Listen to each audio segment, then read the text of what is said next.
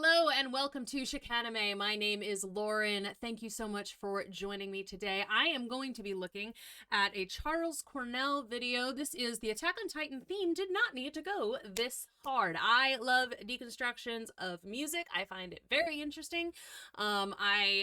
It's been a while since I've studied music, but I did in fact study it for quite a long time. I played piano, flute, I've had classical voice training. I've been studying music for most of my life. So, but at the same time, and music is just such a part of my life that most of the time it's just background. So like I notice when something's weird about the music, like in a show or a movie. I notice if something doesn't make sense, or if like it feels discordant in some way, or if it's just a weird choice, like I'll notice that. But if it fits with what's going on, a lot of the times it's just whatever. I'm like probably one of the best people to have in a car if you're a little bit uncertain about your music choice, because it's literally just car music. Like I don't hear it. It's part of the ambiance of the trip. If it's something I know, I'll sing along maybe, but, otherwise I'm just like, it's like, I play whatever you want to. I don't care. It's just gonna be background anyway. I'm gonna be ignoring it. So, I don't know. I have a weird relationship with music, but I'm always interested to learn more. So this guy is going to talk about the Attack on Titan theme song and why it is as hard as it went. So, let us begin. The music in Attack on Titan is chaotic and glorious. Check it out.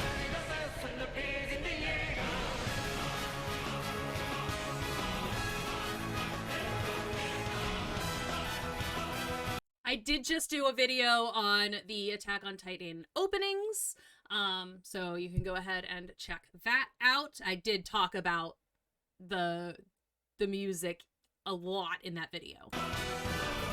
This is super cool. We have this little intro line. And then we have what is honestly a pretty simple melody.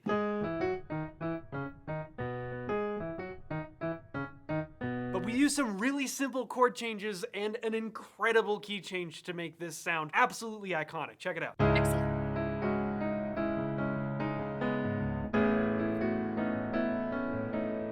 Our first chord, very simply, C sharp minor. And when we look at the notes in this melody, those are pulled straight out of the C sharp minor scale. Huh. Oh, that's interesting. Now I want you to notice something very interesting about these notes from this scale paired with this chord. So we have, those are just out of that scale. But watch what happens when we play it again. We go to our second chord, which is A major 7. It's a beautiful sound. It gives that epic kind of, which remember, we've talked about that motion. Flat 6, flat 7, 1, being very commonly used in a lot of different anime. And so functionally, that's basically what this is. So we have this melody line. And then when we change our chord, we just play it again. Look at what it means for the scale, right? So we said, that's just coming straight out of the C sharp natural minor scale. Now when we move to our A major 7th chord, if we keep the exact same notes that we just played, but start it from A now, we wind up with A Lydian. And so the natural minor in C sharp is the exact same thing as Lydian in A, which is why when we have this line, we can just play it again because all those notes work for both chords. Now, that is cool. That's interesting. Like, because also minor scales and major scales, the reason they pair together so well, like, it feels like an opposites attract kind of thing, because like minor scales often, like, that's how you get your like sinister sort of sounds a lot of the time, and major scales are your more like bombastic kind of thing. So it is interesting when you pair them together like this, and also when you like look at certain, just depending on what you're playing, like where you've got it, it could be the same scale. I always forget about that. It's been a long time since I've actually looked at like sheet music. But I forgot that that's very much often a thing that happens. You know, you go from a minor to a major scale, but like you can be playing the exact same notes. That's fun. It's cool in and of itself, but watch what happens when we change key. Here we go.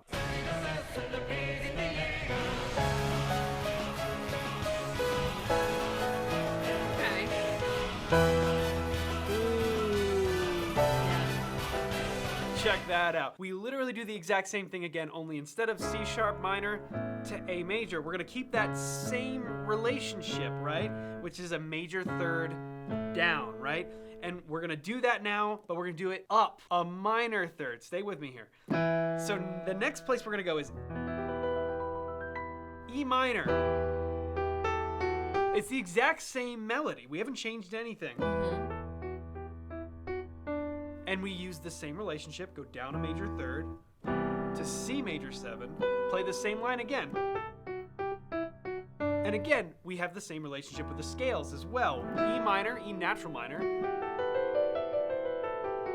If we start that exact same scale from C, we wind up with C Lydian, right? 1, 2, 3, sharp 4. So we're doing the same thing again. Okay. Right? And I think it changes a little bit there because it winds up bringing us back to a different place yet again. Woo!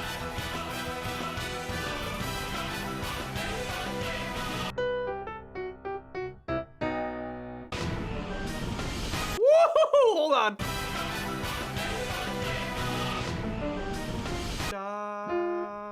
Okay. Oh, that's fun to watch him try and do this in real time. Because again, like I'm not great at like hearing or like noticing that it was a key change when they changed something big. I'm just like, but the feeling of it does change. So like that's always, it's fun for me who is a very let the music wash over me kind of person to watch somebody who's like, no, this is how it actually works and this is why it goes together. It's fun for me to see someone who's like an expert in it piece it together and then explain to me why it makes me feel the way it feels. Where are we going? There. Whoa, wow, that's where we ended up. Okay. Whoo! So we went a little different here. Oh, that is different. Okay.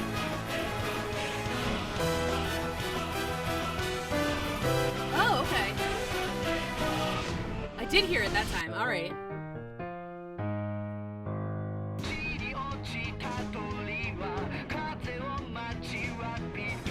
So we've moved now to A flat minor, which we're trading back and forth with E major 7. Now this, again, is the same relationship that we started with. C sharp minor to A major, and then we changed to E minor down to C major 7. And now we're just on A flat minor to E minor, or I guess technically, would that be G sharp minor? I guess it's G sharp minor, right? But here's the thing about these relationships. When you move a minor chord down a major third, right? So Okay. E Tell me. C, or C sharp to A, or G sharp to E. Those are major thirds down, right? When we make that movement and we keep the first chord is minor and the second chord is major, it's interesting because it's like almost the exact same chord. Watch what happens if I just play G sharp minor. I'm not gonna change anything in my right hand. And right now, when we're on G sharp, we have 1, minor 3, 5, and I'm just playing 1. I hate playing the G sharp scale. Frickin' like I hate this scale so much. There's so many sharps. Like you get some of them, some of these scale. Look at this nonsense. There's so many. There's so many. Ugh, I don't know. Some like there were certain scales that I always hated to play, and this was definitely one of them. One again, right? Now watch what happens. I'm gonna change the root to E major 7. Doesn't that sound so sick? Now, look at what my notes have become in my right hand. I haven't changed them at all, but now, when we're on E major, they have a different function. This G sharp, rather than being the root, is now the third. The B is now the fifth. the D sharp is now the major 7th. And then we repeat the 3rd again up top. So we've gone from it in G sharp being 1, minor 3, 5, 1, and now it's 3, 5, major 7, 3. And that's how we basically have the exact same chord, but when we change the root, all the notes change their functionality. That's one of the beautiful parts about harmony like this, and one of the reasons why the scales can be the same, the melodies can be the same, and we get this epic sounding saga thing where it's like,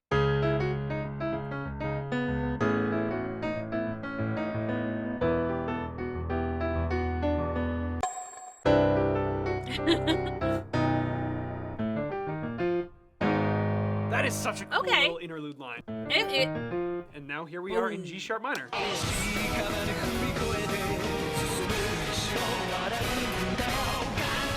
Wow, that's cool. So we've just been sitting on G sharp minor.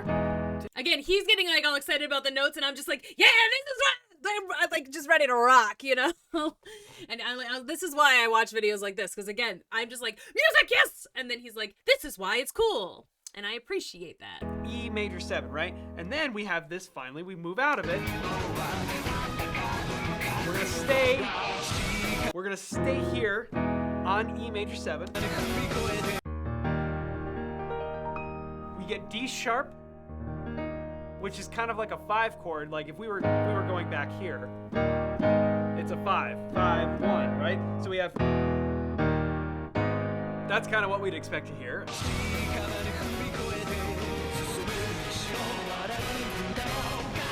That's super cool. Check this out. So we have our E major 7, our 5 chord. It resolves to the minor 1, to G sharp minor. But we're gonna do this really cool walk-up thing. Watch this.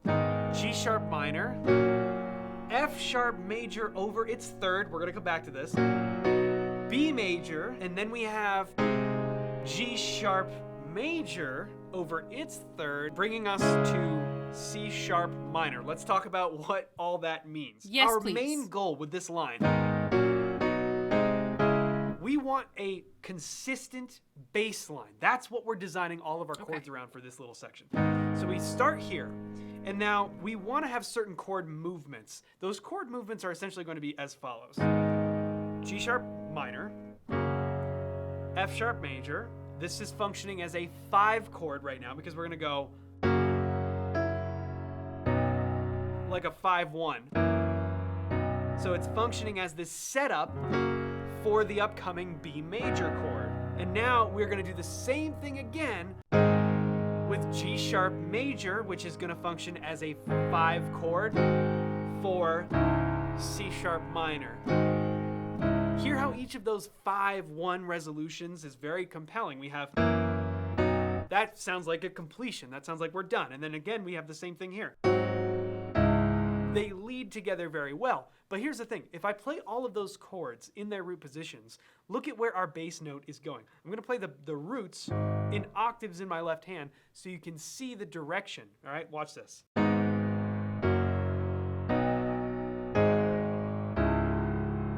And you can split the octaves up however you want. I could play it like... Sure you can. I will say that, like, I understand why it's flipped, but it is throwing me off so bad. It's like when it feels like when I'm trying to read a map and I'm like, wait a minute.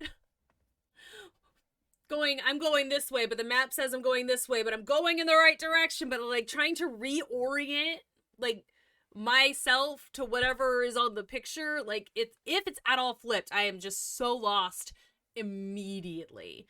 Like I get so turned around if like, oh, this is how I get lost in like real life.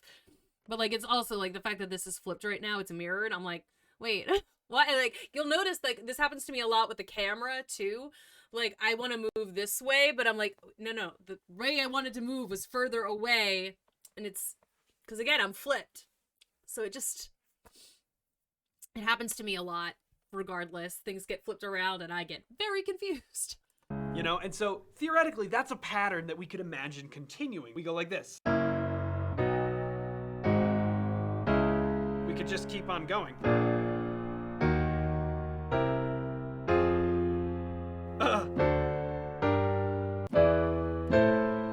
5, 1, 5, 1, 5, 1, 5, 1. But if we want to make our bass line move in one direction and move consistently, we have to change the notes that we're actually playing. So we start here, and we know we want to end up here. We want to get there, but we're starting here. So what can we use? How can we get there? Well, based on the number of chords that we know we have, we can go... That's the perfect number of notes to get us from one place to the next. Okay, cool. And the question is, how does each of those notes work into the chords that we decided we're going to play? These chords. Those are the 5 chords, and these are the 5 notes. And so, very simply, we just say, okay, well, that's the root, and then we have this chord, but we want that on the bottom. Well, that works out fine because it's just the major third. So that's okay. And then we have, that works because it's just the root of B. And then the C is the major third of G sharp. And that brings us to our root on the bottom of our C sharp minor. That's I kind of want this guy to be my piano teacher. Like when I was doing like music regularly, we didn't do as much with like the breakdown of chords and like music theory as we probably could have. And part of that is I stopped playing piano and I moved on to other things that don't rely on you knowing the chord. So like I had like a really crappy first 8 years or whatever of playing piano. Like I had a couple of really bad teachers, and then we finally got one that was good. But at that point I was already so burnt out from it. I was like, I hate this. Like I don't like the practice. I didn't like the teachers that I'd had before. So like I eventually just stopped playing and I started doing flute. And like, I still knew how to like read music and stuff, but it's a fully just C major instrument. Like you don't have to worry about really anything else. And then I moved on to singing, and that also, it's like, again, whenever chords happen, but like I was focused on getting the notes right, just like individually the notes, and I've like almost entirely lost the left hand, like the bass clef almost gone. I can still like read the music if I like think about it, but it doesn't come as naturally to me as it did for a really long time. And so we never actually got into doing a lot of stuff with chords. And I think that would have helped me out. Or if I'd ever taken a music theory class ever, that would have helped me too.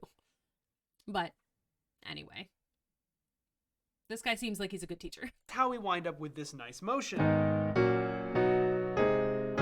And you can hear how it perfectly works into the theme. Oh, that's cool. Okay. Play just the chords without worrying about that ascending bass line, just playing with their roots. It's still gonna sound like it fits perfectly fine. Listen. Once we hit our C sharp minor, we've kind of entered ourselves into a new key. Because now we're working with the A major 7 again.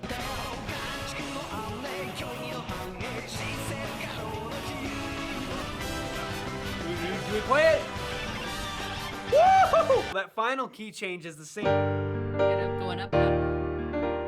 Same exact thing. We've just now taken our pattern where we started C sharp minor to A, and then we go up a minor third. Now we do the same thing up a minor third. And all we're gonna do now is we're gonna go up another minor third. There we go. There we go. And here's the cool part. With a pattern like this, you can literally just keep it going. Like, watch this.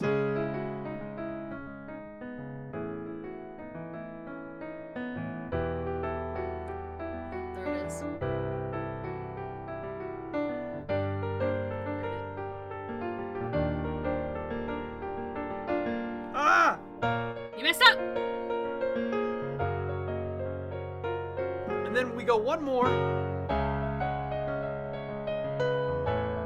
and we're back where we started. We're back on C sharp minor. Okay. The cool thing about minor thirds is, like, when we got back there, did it sound like the beginning again? It kind of didn't, right? Because by moving in minor thirds, it just creates this...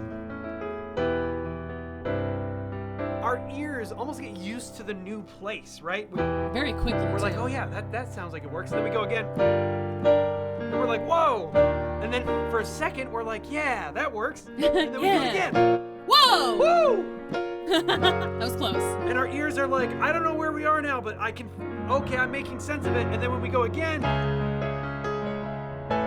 it feels like just the next progression, and it almost doesn't even feel like we're back to the beginning. That is so much harmonic content packed into 1 minute and 30 seconds. It's just outrageous. There's so much great music in Attack on Titan. I could easily make like 4 more videos just going through different parts of the soundtrack. But I want to know what your favorite parts are in the comments down below. Don't forget to pick up the completely free instant piano guide in the description down below. It's a mini course I made. Teaches you how to play some really cool, beautiful things without knowing any piano, any reading music, anything else. It's just meant to get you started, and it has some really insanely cool backing tracks that are pretty epic. So check that out at the link in the description down below. It's totally free. And start playing some epic stuff for yourself. That's it for this video. Thank you so much for watching, and I will see you in the next one.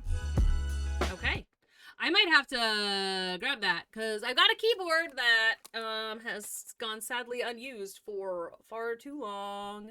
And it would be really cool to get back into it because I also think like that's the other part that I've had an issue with a lot of the time in like when I like in just my voice, you know, world, like trying to like sing. It's if I can't hear, I'm bad when I don't have like someone to practice with if I can't hear the melody.